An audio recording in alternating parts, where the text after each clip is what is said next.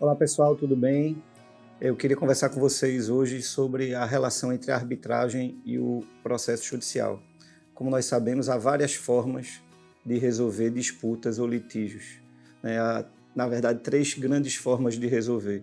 A primeira é conciliando interesses, e para isso a negociação, a mediação, a conciliação. A segunda forma é demonstrar quem tem direito. E a terceira é demonstrar quem tem mais poder. É o que se faz com uma votação, com uma greve, com uma guerra.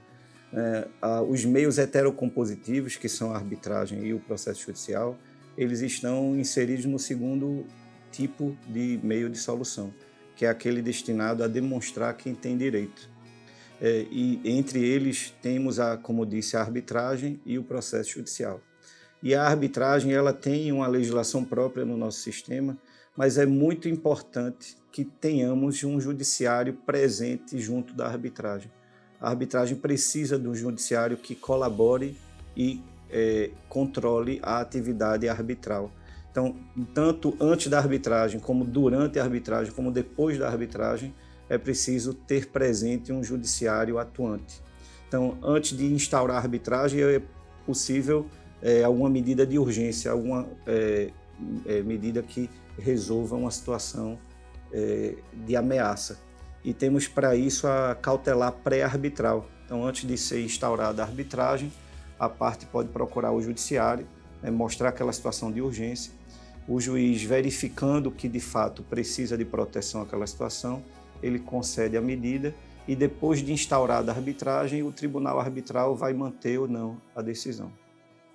Também nesse momento anterior à instauração da arbitragem, é importante ter um judiciário bem preparado, porque as partes podem ter celebrado uma cláusula compromissória vazia, não ter elementos suficientes para a instauração da arbitragem e pode ser necessário então que se instaure uma ação para que o juiz determine os requisitos mínimos para a instauração da arbitragem, uma ação que está prevista no artigo 7º da Lei da Arbitragem Brasileira. Durante a arbitragem, também é importante contar com o judiciário. Alguma medida determinada pelo árbitro, ele não tem o poder de coerção, o poder de império que o juiz estatal tem, então ele pode precisar desse apoio e o Código de Processo Civil prevê para isso as chamadas cartas arbitrais, que são espécies de cartas precatórias entre o árbitro e o juiz. Então, a condução coercitiva de uma testemunha ou a imposição de uma ordem dada pelo tribunal arbitral, se não houver cumprimento espontâneo pelas partes, é possível valer-se do apoio do juiz estatal. E, finalmente, após a arbitragem, é possível ter que usar o judiciário, primeiro para executar uma sentença arbitral condenatória e, segundo, para eventual ação anulatória, caso se enquadre aí uma das hipóteses de anulação da sentença. O juiz estatal não pode rever o mérito da sentença arbitral, mas pode eventualmente anular por força de algum vício formal. Um detalhe interessante é que o Código de Processo Civil, que tem ainda 3 anos de vigência, ele incrementou bastante essa relação entre árbitro e juiz. E ele estabeleceu, consolidando uma orientação doutrinária que já havia, a regra da competência do árbitro.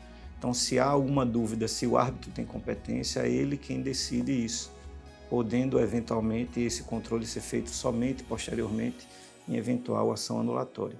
Então, é muito importante que tenhamos uma boa relação entre o judiciário e a arbitragem, porque uma boa arbitragem é conduzida com um judiciário que coopere adequadamente e controle sem invadir muito a atuação do árbitro e também sem ser muito inerte. Então é importante esse equilíbrio para que tenhamos, uma condução adequada da arbitragem com o apoio, adequado igualmente do judiciário. Então é isso, são meios heterônimos, de solução de litígios, e cada vez mais a arbitragem cresce e precisa do judiciário. Dizer que a arbitragem vai tirar causas do judiciário, diminuir o volume de demandas, não é adequado, porque o tipo de demanda que vai para a arbitragem não necessariamente é aquele que está no judiciário. Então é importante termos isso em mente, e obrigado pela atenção de todos.